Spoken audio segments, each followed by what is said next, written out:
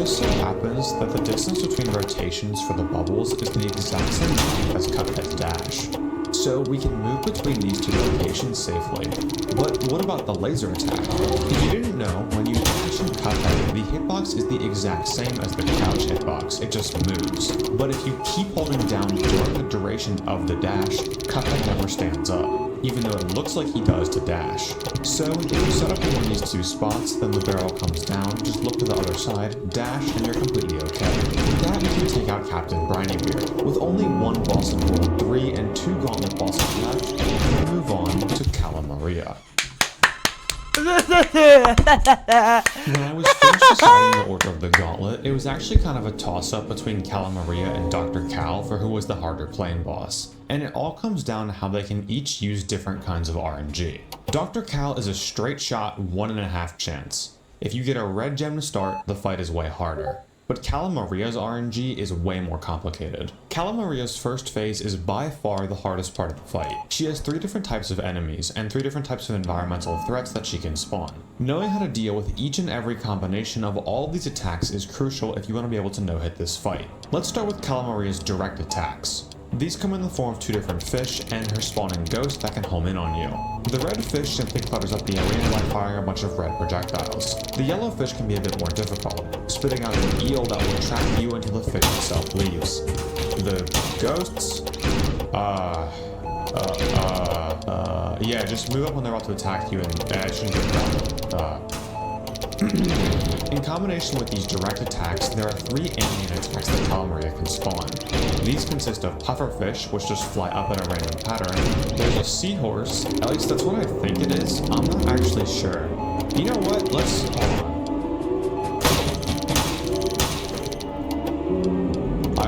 I've been here before. Oh my goodness. Oh my goodness gracious. Okay. Oh my goodness gracious. Yeah, seahorse. Seahorse, yeah, it's a seahorse. Let me go now. Yeah, the seahorse will push you up with water, and the turtle will shoot 3 mines that split into omnidirection shrapnel. Out of the 9 possible combinations, 7 of them are pretty free, but 2 of the possible combinations can be really tough to deal with. The first of these is a yellowfish combined with a bad pufferfish pattern. In this one here, I somehow managed to successfully dodge this, but this requires insanely tight plane movement. The other difficult pattern is again a yellowfish, this time combined with a turtle. It's really no surprise that these patterns are so difficult, as you have a slow-moving tracking style enemy, along with a ton of small, clever projectiles. This creates sort of a minefield on the screen that you have to carefully maneuver around while keeping your speed to deal with the trackable enemy. But because this is only a 2 in 9 chance compared to Cal's 1 in 2, I decided to rank Cal as the harder playing boss. When you're fighting through Cala Maria's first phase, it's very likely that you'll have a super. Cala Maria has the highest base health in the entire game, weighing in at 2,500 HP, and with numerous opportunities to get parries in the first phase, super cards are relatively easy to obtain. But hold off on nuking her until the phase transitions. We're going to use our nuke in order to completely skip phase 2, a phase that would normally be a complete RNG nightmare. Once Cala Maria gets bitten by the eels, goodness gracious. Line yourself up with her hand. Now, once she fully transforms, watch her hands. Cala Maria will do her first phase attack after moving her hands 4 times or 6 times depending on RNG. So count 1, 2, 1, 2, then shrink and move up, dodging the freeze attack. From here, keep shooting Cala Maria until the eels begin to attack. Then nuke her, getting rid of all the eels and hopefully ending the phase before she has a chance to freeze you again. For Cala Maria's last phase, there are 2 strategies that you can go for here. You see, Cala Maria's freeze hitbox doesn't actually appear if the projectiles move for a bit. So if you camp right in front of Cala Maria, you'll actually never get frozen if you just dodge vertically. Though I was never a fan of using this strategy, and honestly just preferred to play the phase normally. My general strategy was just to dash past the obstacles as soon as I could in case I got frozen, and I never seemed to have any problems with this boss. With Cala Maria completed, we've officially taken out all 3 worlds in Cuphead. All that's left now is Inkwell Hell. Now, before we get to the last section of this video, I want to talk about the story behind this challenge. One of my favorite parts about making these videos is the narrative, and talking to you guys about how I mentally, physically, and skill-wise overcame whatever challenge that I was doing. Usually, this involves the tree of life and the motorcycle, but we're gonna stay inside for this one. This was probably the challenge that I underestimated the most going into it. When I first went into this challenge, I didn't have too much experience in the game. I had 9 hours in it, a 200% save file for the main game, and I had done a permadeath run. And I really didn't realize how much worse no hit is than no death. Do shit like this. Get as many runs in as I can. I'd really like to be editing this video in like a week or two, because editing takes like 2 weeks, so at best this video is getting out in like 2 weeks. Typically, when I do a challenge for this channel, it takes me about 3 days to a week at most. But this challenge literally followed me in 3 different real-life setups. I had the idea to start this challenge all the way back in February. I knew that if I live streamed my experience with it, that it would cure the boredom of playing the game over and over and over again. So I streamed and streamed and streamed. After 11 total Cuphead streams, I realized this really wasn't working out. At one point, I had went completely silent and turned off the music of the game.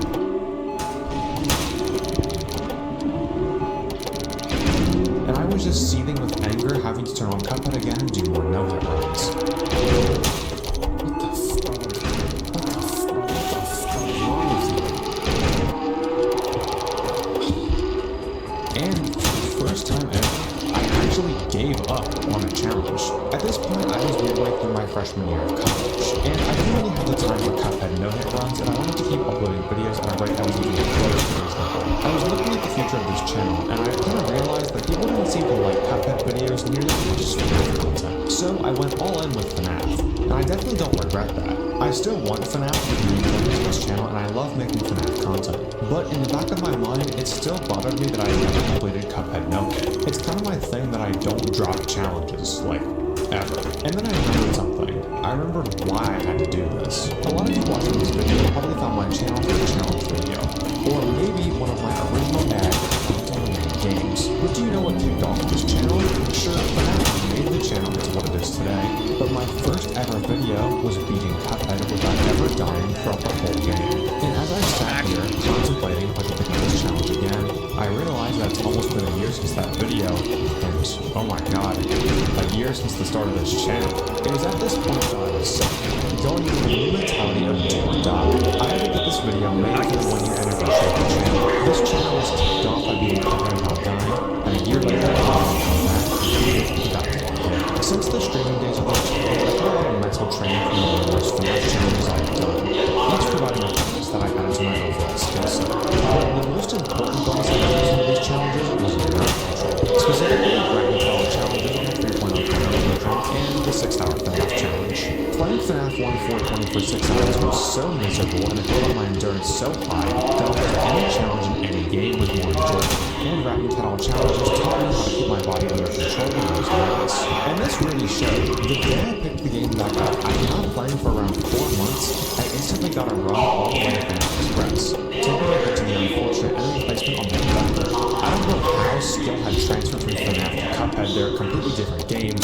Maybe it's that I had taken a long break, but I knew that I was finally ready to end this challenge. Let's move on to our final bosses in this game, King Dice and Dead. King Dice is a very unique boss of Cuphead. It isn't really a standalone boss, more of a collection of mini bosses. King Dice has 9 mini bosses too, but you only have to fight 1 of them if you're able to hit the die with enough precision. Choosing bosses to fight in order to pass King Dice is crucial. Because of the way the board is designed, you'll have to fight 1 boss in the range of 1 to 3, 1 from 4 to 6, and 1 from 7 to 9. In the range of 1 to 3, I knew to immediately rule out number 1. The alcohol boss is easily the most complicated out of the 3, the longest, and the most reaction-based. This leads to poker chips and the cigar. I ultimately ended up just choosing the cigar because I have no experience with them. For the range of 4 to 6, we have the Dominoes, the Magic Rabbit, and the Skeleton Horse. I immediately eliminated the Skeleton Horse, easily the hardest of these 3 bosses. Then, when choosing between the Dominoes, I ultimately chose the Dominoes. The Magic Rabbit is super easy with the Smoke Bomb, but for whatever reason, I didn't trust myself when he didn't do the attack from above. And in the end, I think the Dominoes were more consistent. For the last range of 7 to 9, this one is an easy pick. First of all, we are not fighting the monkey. The monkey. This game is easily the hardest and longest King Dice mini-boss. Instead, I chose to fight the Roulette. By just smoke dashing through her every time she moves across the arena and using the charge shot, all of her difficulty is removed. So, I now have 7. I went into the King Dice fight expecting to mop the floor with him. After all, he's not a gauntlet boss, so this shouldn't be a problem.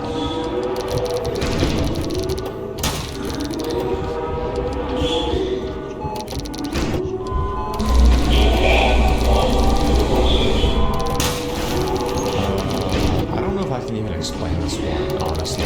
I mean, I wasn't nervous. If I had to guess why this happened, it might have been because I was practicing this course on expert beforehand. Then I got used to the timings for expert, so when I went back to regular, the projectiles were moving super slow and kind of caught me off guard. Well, in that case, we're on the projects 2, 4, 7 seemed to be a much better order, and after beating King Dice for the second time, it wasn't much of a problem. Now, King Dice himself is definitely the hardest mini-boss out of his whole crew. Basically, you have to repeatedly parry the pink cards that he spawns in order to not get hit. Normally, you'd have to do this about 4 to 5 times before beginning the fight. But we, of course, have a strategy. When you're about to roll the dice to reach the end of the roulette, charge a charge shot. King Dice's hitbox becomes inactive the moment the roulette is finished rolling. So, pre-fire a charge shot, then charge another one. You want to hit King Dice with 2 charge shots, then switch to spread and hold down the fire button. Now, parry the first cycle of cards. Keep spamming dice with spread shot, then, once the second volley of cards comes, jump, dash, and mash B to pop your invincibility. Now, just keep jumping with spread shot and your fight should be over before the dice has a chance to spawn any more cards.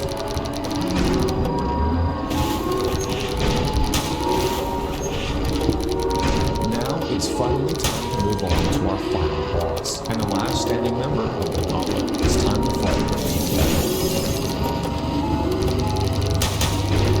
I have more hours in this fight than almost every other boss in the game combined, so here's the rundown on the basic devil strategy. Like a lot of the other strategies I've talked about, my strategy for the devil uses phase manipulation, but it's a lot harder to pull off than some of the other bosses. Basically, this strategy can almost completely skip the third and fourth phase if done properly, but makes the first and second phase a bit harder. When going into the fight, we're going to work with the tried and true spread and charge. The first phase of this fight is probably the most challenging. Use the charge shot as your primary source of damage here, and make sure you count your charge shots. There are things to watch out for. The first one is the goat slam. If the devil makes a noise and turns his horns into hands, he's going to slam the attack. Make sure to either jump and dash, or jump into super as well before landing. For any attack with the devil spawns projectile, I'm going to parry the pink projectile. Not for more super cards, but this is especially useful in the also, make sure to keep a look the smaller devils that can easily run across the arena, especially if the devil is doing attack. Also, make sure to keep caught off to know when the smaller devils are. Once you have it, it's time for phase 2. This phase is give here boxes work. It attaches the I hope